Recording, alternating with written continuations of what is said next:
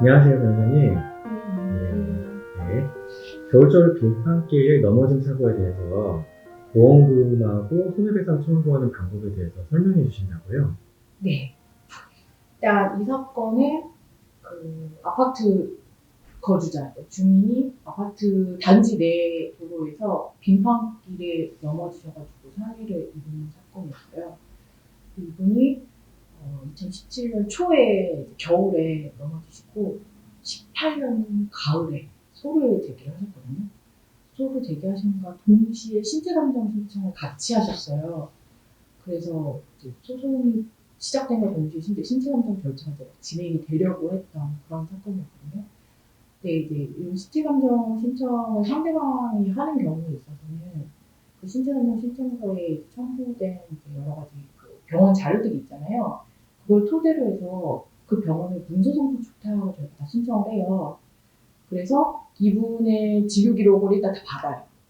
그리고 그와 동시에 국민건강보험공단에 이 상해 부위와 관련이 있을 것 같은 진료 과목을 넣어서 한 10년치 정도 진료 기록을 다 받아요.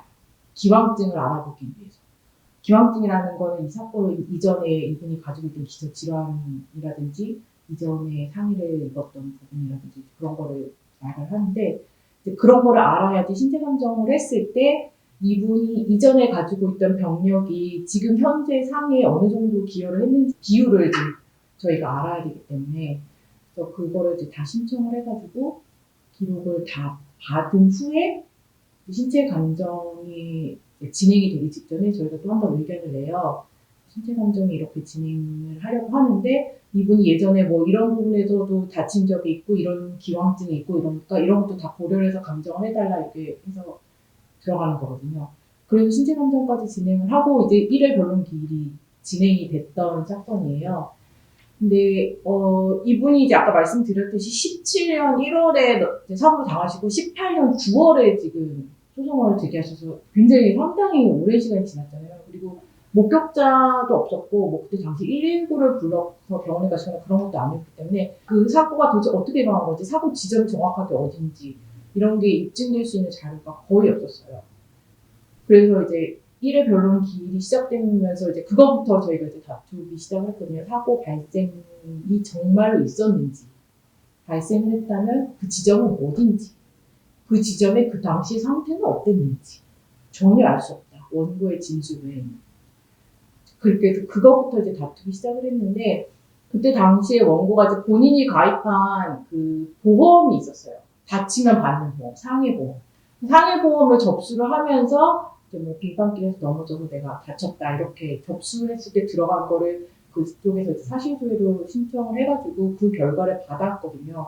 근데 그때 당시에 조금 고민을 했던 게 이거를 조금 더 적극적으로 다툴 것인지 이 사고가 정말 있었는지 아니면 뭐 보험금 청구 내역이 있으니까 그걸로 이거는 2단계에서 이거는 정리를 할 것인지 조금 고민을 했었는데 그 아예 없는 사고를 청구를 하시는 경우는 거의 없거든요. 실제 소송을 보면은 있긴 있었던 사고인데 뭐 정확하게 입증이 안 되는 경우일 뿐이지 아예 무슨 사기처럼 보험 사기처럼 없는 사고를 만들어서 하시는 경우는 없어서 그리고 그때 당시에 그 판사도 굉장히 빠른 종결을 강요하는 거였거든요. 1회 기일부터. 일단 그 단계는 그러면 일단 정리를 하고 그러면 만약에 원고가 주장하는 것처럼 그 부분이 정말 빙판길이었다면 빙판길이 단지, 아파트 단지 내에 있다는 이유만으로 아파트 입주자 대표회의, 그러니까 아파트를 관리하는 곳에서 책임을 져야 되냐. 그 부분을 다투기 시작을 했거든요. 근데 그 판례 자체가 지금 이런 경우에 원고가 청구하는 청구 원인은 공작물 책임이에요. 그 공작물을 관리하는 주체가 그 공작물의 설치와 보존에 있어서 얼마만큼 안전성을 있게 관리를 하는지 그것이 안전성이 확보가 되지 않았다면 책임을 묻는 일종의 불법행위 책임이었는데 그 판례에서 요구하는 거는 완전 무결한 상태로 관리할 것을 요구하지는 않아요. 그건 거의 불가능한 일이기 때문에 사회 통념상 요구되는 그 안전성 정도로 관리가 되고 있는지를 보거든요. 근데 빙판길 지금 뭐 여러 군데 있잖아요. 겨울철에는 흔한 건데 눈이 오고 길이 얼었을 때 그거를 그냥 방치한다고 해서 다 책임이 인정되느냐. 길에 빙판이 있다고 그럼 뭐 지자체 책임지고 아파트 입주자들 교육 책임지고 다 책임져야 되냐. 그건 아니라는 거죠. 그 도로에 빙판이 있을 수 있는 거는 있다는 거는 뭐 계절상 당연히 있을 수 있는 일인데 그거를 일시에 한꺼번에 그 빙판을 다 제거할 것을 요구하는 것은 너무 과도하다는 거죠. 그렇기 때문에 그 일정 부분 그 눈을 뭐 제설 작업, 그 다음에 미끄럼 방지 작업 이런 부분을 해 나가는 중에 어쩔 수 없이 시차로 인해서 그냥 사고 당시에 남겨질 수밖에 없었던 빙판의 수준이다. 그런 경우에는 책임을 지지 않는 거죠. 저희가 그런 판례들을 굉장히 많이 찾아가지고 제출을 했어요. 재판부 제출했고, 그리고 아까 말씀드렸던 그 이제 진료 기록, 이 원고의 진료 기록을 이제 저희가 다 확보해서 다 검토를 했는데, 이분이 특이한 기왕증이 있었던 거예요. 그러니까 사고 한 2년 전에 뇌경색이 있으셨어요. 그래서 그 진단을 받고 이제 이후로도 뭐 다리에 힘이 잘 들어가지 않아요. 그 다음에 실제로 뭐 의자에서 일어나다가 넘어졌어요. 이런 걸로 이게 진료 기록이 나오는 거예요. 자신의 증상을 설명하는 게. 그래서 아까 말씀드렸듯이 이제 사고에 대한 입증이 명확하지가 않았었잖아요. 그래서 뭐 그분이 거기에서 넘어졌을 수 있다. 넘어졌을 수 있고 빙판이 있었을 수도 있다. 하지만 이분의 이런 기왕증이 있었기 때문에 이분은 중심을 잡는데 균형을 잡는 게 일반인과 수준이 다를 수 있다. 그렇기 때문에 이게 정말 빙판 때문이 아니라 본인의 기왕증으로 인해서 중심을 잡고 균형을 잡는 게 어려워서 사고가 발생했을 가능성도 상당히 높다. 이런 부분을 좀 적극적으로 주장을 해서 이제 책임이 인정되지 않았던 그런 사례입니다. 변호사님께서는 방어 쪽에서 변론하신 거죠. 네. 그래서 이제 만약에 내가 넘어졌다, 그래서 나는 소송을 하고 싶다 이러신 분들은 이분처럼 이렇게 너무 시간이 오래 지난 다음에 소송 제기를 하시면 어려워요. 만약에 내가 사고 당시에 바로 119 구급대를 통해가지고 병원에 내원했다. 그런 경우에는 이제 어느 정도 객관적인 자료가 남거든요. 뭐 이 당시에 뭐 기상 상황이 어땠고, 뭐 사고 장소의 상황이 어땠고, 이분이 요구조조가 지금 진술하는 사고 당시의 정황이라든지, 이 사람이 주로 호소하는 증상이라든지 이런 게 구급활동 일지에 있기 때문에 그런 거라도 있으면은 어느 정도 사고가 발생 자체가 입증이 됐다고 볼 수가 있는데 이분처럼 그런 것도 아니고 목격자도 없고 CCTV도 없고 이렇게 되면은 이 단계에서부터 상대방이 나를 막 공격하기 시작하면 좀 입증이 상당히 어려워요.